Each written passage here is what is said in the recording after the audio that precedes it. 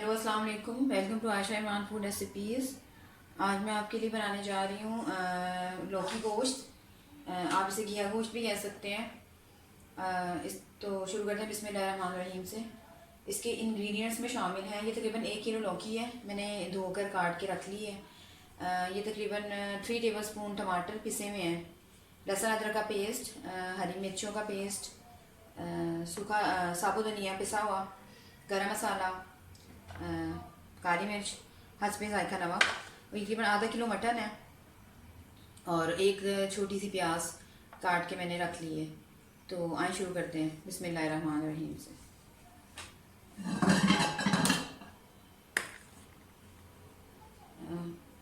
इसमें तकरीबन 2 बड़े चम्मच कुकिंग ऑयल के जाएंगे।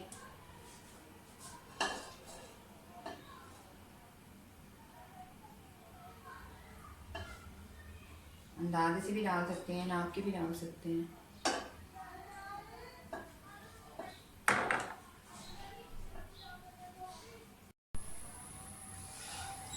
इसमें प्याज डालें जो हमने दरमियानी काट के रखी हुई है, इसको सौते करें। इसमें बहुत कम मसाले जाएंगे, सालन में बहुत ज़्यादा मसालों की ज़रूरत नहीं होती, स्पेशली साबुत मसालों की बिल्कुल ज़रूरत नहीं होती। लेकिन अगर आप चाहें तो ज़ीरा डाल सकते हैं पीस कर।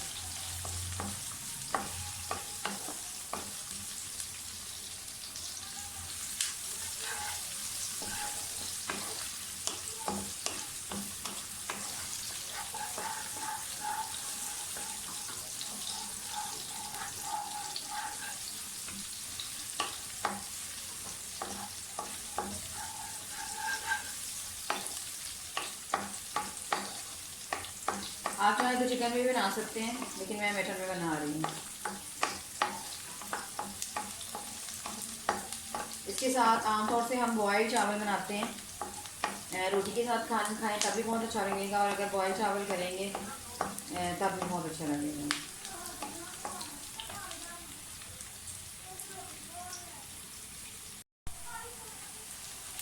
प्याज को बहुत ज़्यादा रेड नहीं करना। अब हम इसमें मटन डाल देंगे।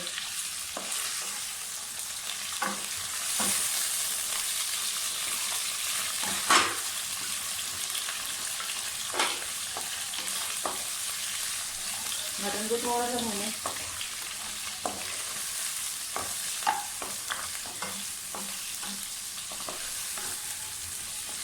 मटन हमारा तकरीबन भून गया। अब इसमें लहसुन अदरक का पेस्ट और ये हरी मिर्चों का पेस्ट ये भी डाल दें।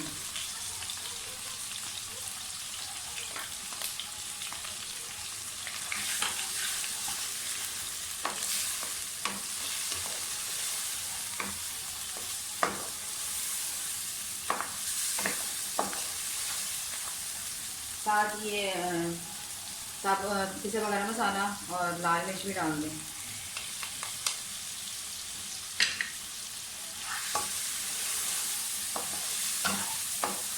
लौकी अपना पानी छोड़ती है, इसमें बहुत ज़्यादा पानी डालने की ज़रूरत नहीं है।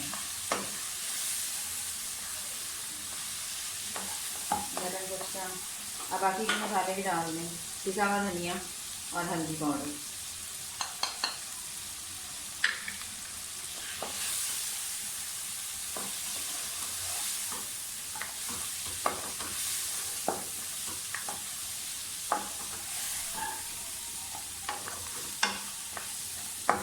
सब्ज़ी के मसाले को कभी भी बहुत ज़्यादा नहीं रेड करते, या मतलब बहुत ज़्यादा नहीं इतना करते कि वो जलने लग जाए, क्योंकि इस तरह से सब्ज़ी का सही जायका नहीं आता।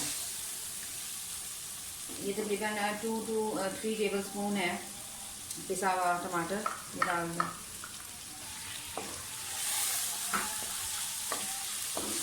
सारी चीज़ों को भूनकर इसमें थोड़ा सा पानी डाल के इसको थोड़ी देर के लिए ढक दें।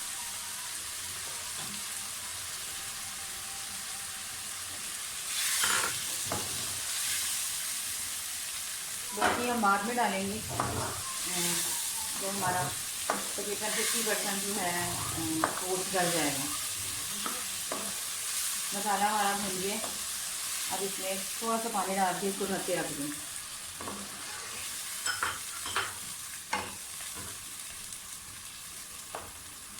थोड़ा सा पानी हो जाएगा। तकरीबन 20 से 25 मिनट लगेंगे गोश्त को आधा करने में। उसके बाद फिर हम इसमें लौकी डाल देंगे और फिर जितना रह जाएगा उस हिसाब से। तो इसको भी ढक देते हैं।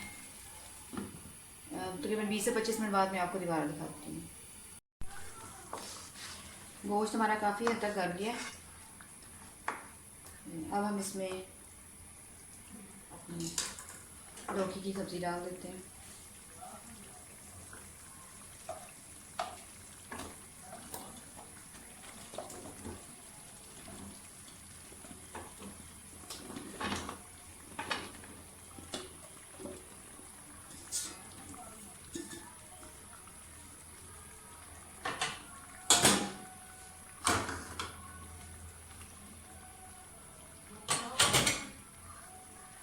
इसको तकरीबन 25 से 30 मिनट लगेंगे। इसको फिलहाल हम ढक देते हैं। आधे घंटे बाद हम इसका ढक्कन उठाते हैं और इसको चेक करते हैं।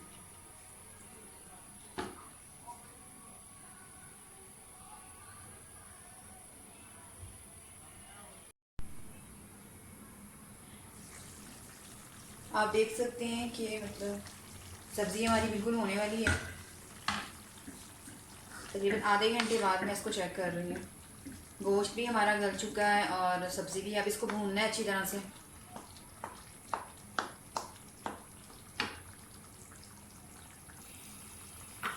अब आप इसमें धनिया वगैरह डाल दें।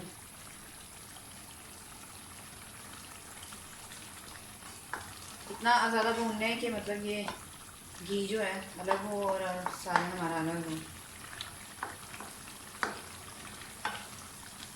इसके साथ मैंने चावल बॉईल किए हैं, सादे चावल। इसके साथ चावल, बॉयल चावल अच्छे लगते हैं लौकी की सब्ज़ी के साथ।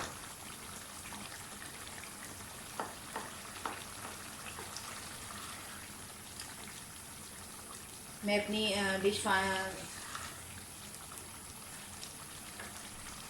ये तकरीबन 30 मिनट के बाद, आधे घंटे बाद मैंने ये उतारी है। तो गोश्त हमारा गलने वाला है बिल्कुल।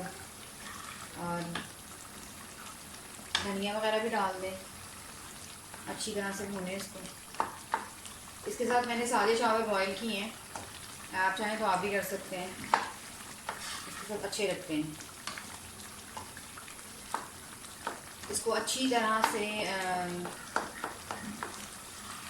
भून कर तो आपको डिश आउट करके तो मैं इसकी फाइनल लुक दिखाती हूँ। और ये हमारी लौकी गोश्त का फ़ाइनल लुक है। उसके साथ मैंने ये बॉयल्ड चावल बनाए हैं वाइट। उम्मीद है कि आपको मेरी रेसिपीज़ पसंद आ रही होंगी।